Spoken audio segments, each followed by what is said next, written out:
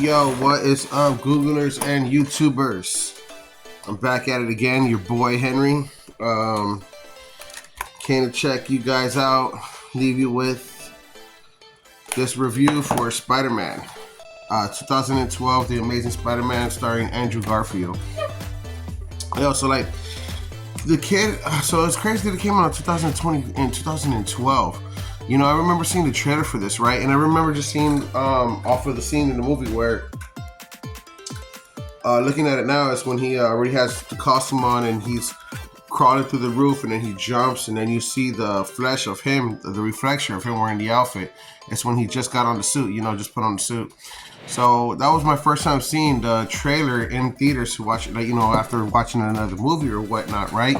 And I'm like, oh shit, you know, it's coming out again in 2012. I was like, cool, dope.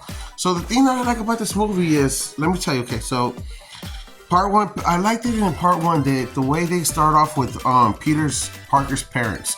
You never saw that in any Spider-Man before.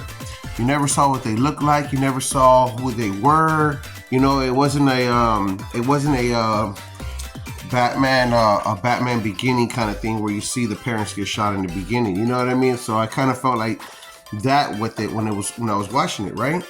And to see the dad talking and freaking out, and Peter as a little kid watching him, you know, with his glasses, he looks so funny, and seeing his dad like being really worried and in a rush, and the mom, you know, coming with him, and them going to Uncle Ben and Aunt May's house and dropping off Peter as a little kid, and you know, they never came back, you know. So it was really cool seeing that for the first time. I enjoyed it, you know. I mean, I enjoyed the opening scene because they were on the run, growing up with Uncle and Aunt May, you know.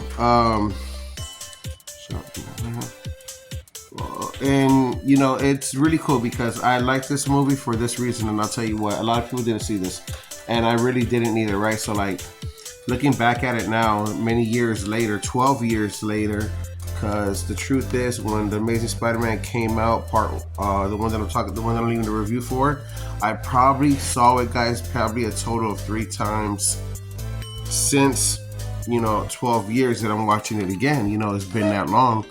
So and don't get me wrong, I love Spider-Man. And if you guys watch my channel or follow my Instagram or whatever, or follow my Google accounts, my Google reviews, you guys know that I am a huge Spider-Man fan. You know, that's how I see myself.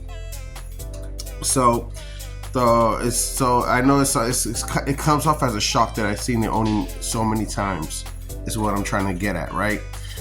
And if you pay attention for about 45-50 minutes into this movie, if you really pay attention, you know, he's living and growing up with Uncle Ben and Aunt May. So you see a life of Peter Parker that you never saw done before, where Uncle Ben is actually in the picture, because in most of the movies you just see him dying like Bruce Wayne's parents. Right?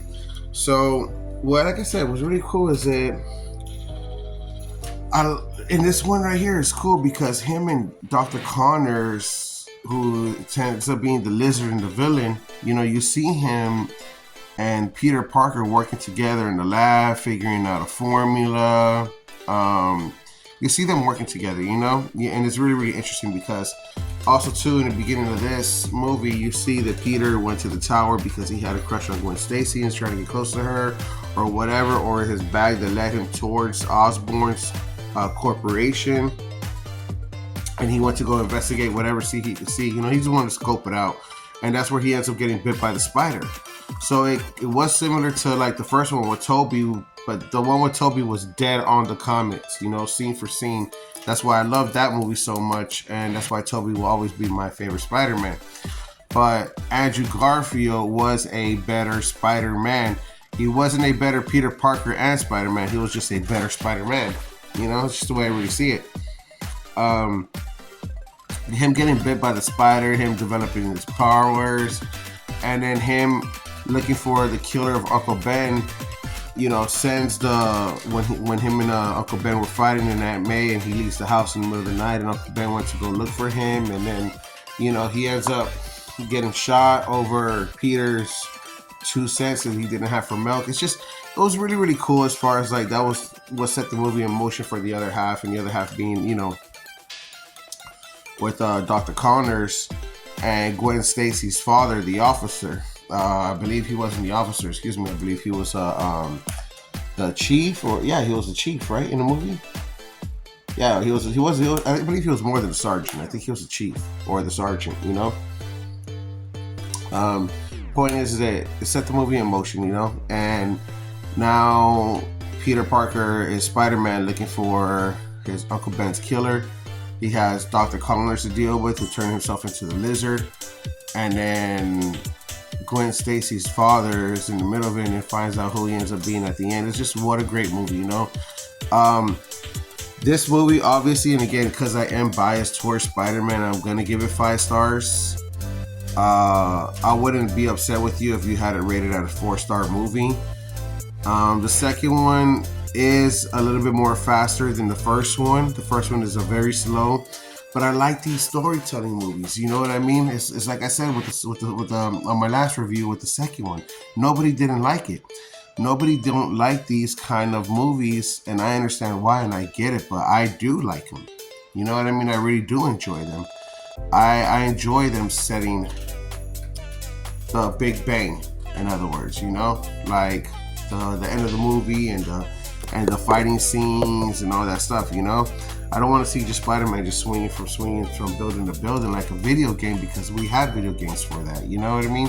So 5-star movie for sure on my account. Again, I wouldn't be upset with you if you had it rated 4 stars or 4.5 or something like that, but I'm gonna go with 5 stars because I did love it. Again, I do love Spider-Man, so it is me being very biased. If anyone ever wanted to call me out on it, I would understand, you know. But guys, I hope you guys are enjoying the reviews. Please stay tuned to the channel. Please press the subscribe button because it helps more content coming on the way. And guys, hope to see you on the next one.